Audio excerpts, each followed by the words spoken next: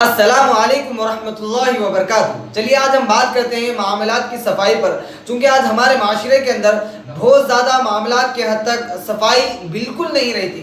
ہم نمازیں پڑھتے ہیں، زکوٰۃ دیتے ہیں، صدقہ و خیرات کرتے ہیں، حج کو جاتے ہیں، لیکن جہاں پر معاملات کی صفائی کا مسئلہ پیش آ گیا، ہمارے معاملات بالکل صاف نہیں رہتے۔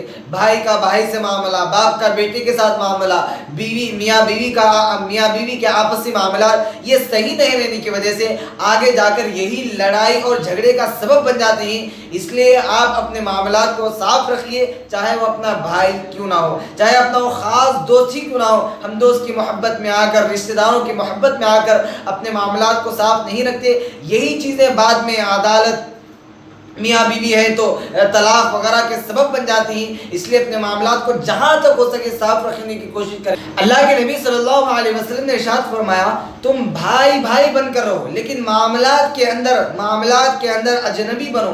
یعنی جب آپسی لین دین کا معاملہ آتا ہے تو وہاں پر اجنبی بنو، کوئی بھائی وغیرہ بننے کی ضرورت نہیں ہے۔ اس کی مثال دیکھیے، اگر کوئی بھائی مل کر تجارت کرتے ہیں، کاروبار کرتے ہیں، تو بھائیوں کا معاملہ صاف ہونا چاہیے۔ ایسا نہیں اگر میں بولوں اس کا اتنا حصہ، میرا اتنا حصہ، تو ہو سکتا ہے میرا بھائی ناراض ہو جائے، اس کی بالکل پرواہ نہ کریں۔ اگر کوئی اپنے بھائیوں کے درمیان آپس میں معاملات کو صاف رکھیں۔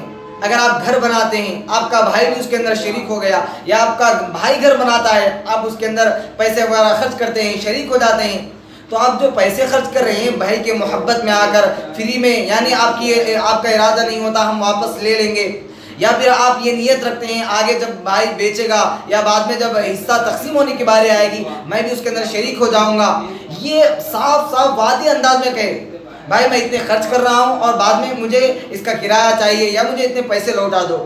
اگر کوئی باپ گھر بنا رہا ہے، بیٹے اس کے اندر شریک ہو گئے، تو یہاں پر معاملات کے اندر صاف ہو، بیٹوں کی نیت کیا ہے۔ ہر بیٹا اگر پیسے خرچ کر رہا ہے گھر بنانے کے اندر، کیا وہ مفت کے اندر، یعنی ابا جب گھر بنا رہے ہیں ہم بھی ان کے ساتھ ان کی مدد کے لیے پیسے دے دیتے ہیں، کیا آپ کی یہ نیت ہے؟ کیا پھر آپ کی یہ نیت ہے جب بعد میں وراثت کا مسئلہ آئے گا ہم جتنے پیسوں کے حساب سے اس گھر کی زمین لے لیں گے یا گھر جب بیچ کر اس کے پیسے وصول کریں گے؟ آپ کی کیا نیت ہے؟ اس کو صاف رکھیں۔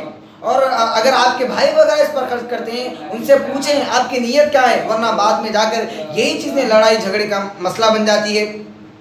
یہ معاملہ چاہے دوستوں کے ساتھ، ہر چیز کے اندر، کاروبار ہے، لین دین ہے، قرض ہے، ان چیزوں کے اندر اگر کوئی آپ بھائی وغیرہ کے پاس آپ پیسے وغیرہ لیتے ہیں تو آپ کا معاملہ صاف ہو کہ آپ بطور قرض کے لے رہے ہیں یا بھائی کی محبت میں ایسے ہی پوچھ کر لے رہے ہیں، کیا آپ کو واپس دینے کی نیت ہے یا پھر آپ کی یہ نیت ہے کہ میرا بھائی ہے میں اس کا حق ہے میں پوچھ رہا ہوں، یہ نیت ہے۔ یہاں پر اس کی وجہ سے بہت زیادہ لڑائیاں وغیرہ کا جھگڑا بن جاتا ہے۔ یہاں پر دیکھیے اس لیے معاملات کو کیا کریں، صاف رکھیں، اور کسی بھی چیز کو بغیر اجازت کے استعمال بالکل نہ کریں۔ گھر کے اندر بھائی کی کوئی چیز رکھی ہوئی ہے بغیر اجازت کے آپ لے رہے ہیں، بیوی کا اپنا کوئی سامان ہے بغیر اجازت کے آپ لے رہے ہیں، بیوی ہے شوہر کا کوئی سامان ہے بغیر اجازت کے وہ لے رہی ہے، تو یہاں پر بعد میں جا کر یہ لڑائی جھگڑے کی چیزیں بن جائے گی۔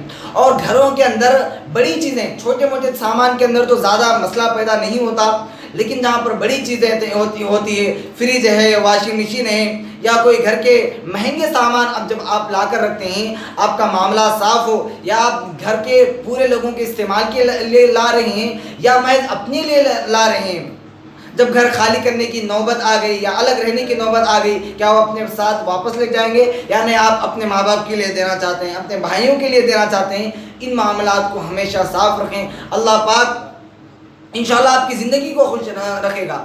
اس لیے اپنے معاملات میں ہمیشہ کھرے رہیں، بالکل نو کمپرومائز، بعد میں جا کر کہیں لڑائی اور جھگڑوں کا سبب نہ بن جائے۔ اس لیے آپ دیکھیے عدالتوں کے اندر بھائی کا مقدمہ چل رہا ہے، کیسی عجیب بات ہے۔ اللہ پاک سے دعا کرتا ہوں اللہ عمل کی توفیق نصیب فرمائے۔ السلام علیکم۔